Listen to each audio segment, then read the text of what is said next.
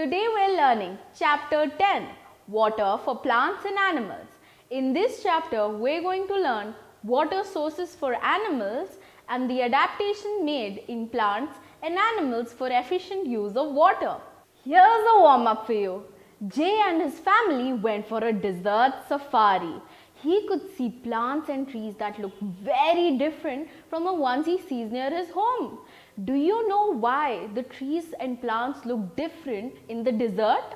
Water is essential to all life, be it plants or animals. Where there is water, there is life. All the plants and animals are made up of water.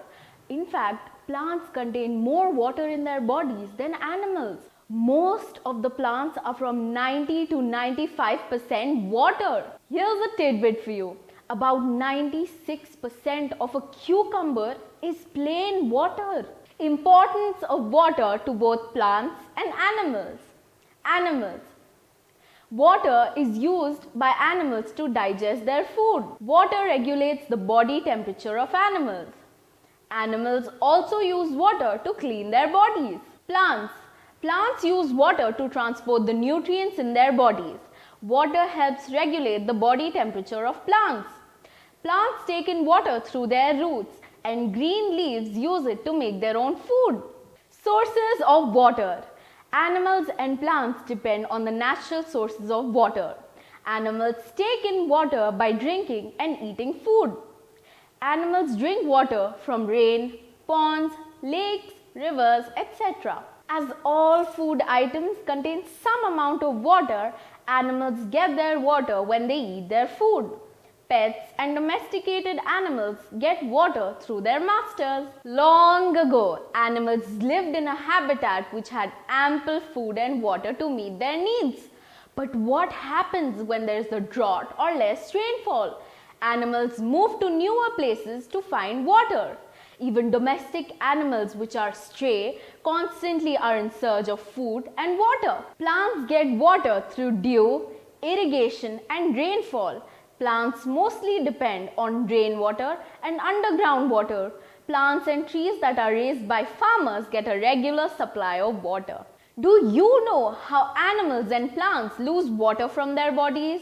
Let's see how that happens. We have already learnt in the water cycle that water evaporates from water bodies. Similarly, water from our bodies also evaporates. Have you seen how your sweating increases as the temperature increases? This sweating is the salty water which is released from the body. This water evaporates under the hot sun and leaves our skin cool. This way, your heated body cools down. But your body loses water. This losing of water is called as dehydration. Both plants and animals undergo dehydration. Animals also lose water when they urinate. Plants lose water through a process called as transpiration. Let's see what transpiration is. Transpiration is the process in which plants absorb water from the roots. Then they release it as water vapor into the air through the leaves. Plants have small pores on the underside of their leaves. These pores are called stomata. Through stomata, the water is released into the air in the form of water vapor. Come on, let's explore the transpiration process now. Firstly, you will need white flowers with long stem like carnation, food colors, cups and water. The method is put water in the cups. Keep one cup with plain water. This cup will be your test cup. Add different colors in each cup. Put the flowers with stems in the cup. Put one flower in each cup and leave overnight. Discuss what you see in your class. Plants and animals living in deserts and dry regions often cannot find enough water. Plants and animals adapt in different ways to this lack of water and get along. Adaptations are special features that allow plants and animals to live in a particular place. Animal adaptations. Animals have adapted some special features to help them live in desert areas. Desert animals avoid drinking water. They drink very little water. A few examples are camel, desert owl, rattlesnake, Texas horned lizard, and cactus mice. Desert animals take in as much water as they can from their food. They also avoid eating food which requires more water to digest. They also excrete very little water. Cactus mice eats fruits and insects for water. Elf owl and kit foxes get all the water they need from their prey. Desert animals minimize the loss of water from their skin. Reptiles like Texas horned lizard have thick, tough skins that does not let water out. Desert mammals also sweat very less.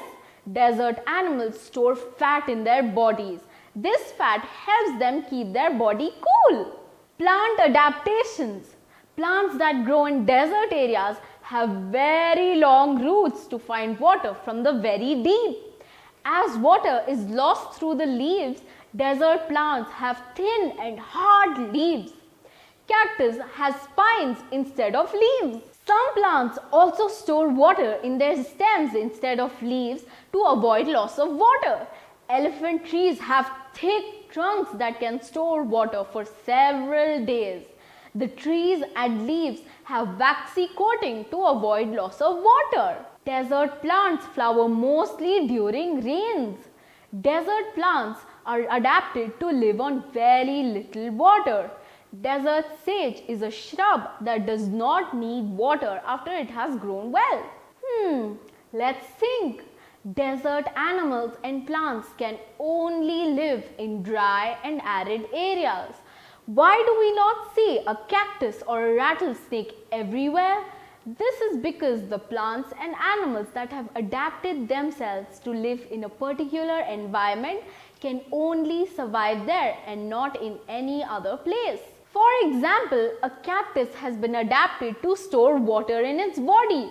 But if we plant a cactus in an area where there is a lot of groundwater, then the cactus will keep storing too much water in its body.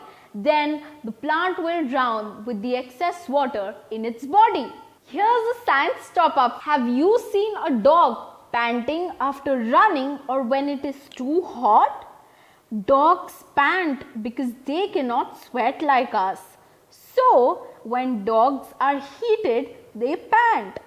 At that time, the cool air can circulate in their body and cool it. Here's the glossary of the chapter. Regulate means to maintain or control. Excrete is to send waste material out from the body. Stray is an animal that has no owner. Irrigate is to supply water to plants or crops. Here's the mind map for you. Animals drink water from rainfall, ponds, lakes, rivers. Water helps animals to digest food, regulate temperature, keep themselves clean, remove waste from the body. On the other hand, plants get water from rainfall, groundwater, and irrigation. Plants use water to make their own food, transport nutrients in the body, regulate temperature, and undergo transpiration.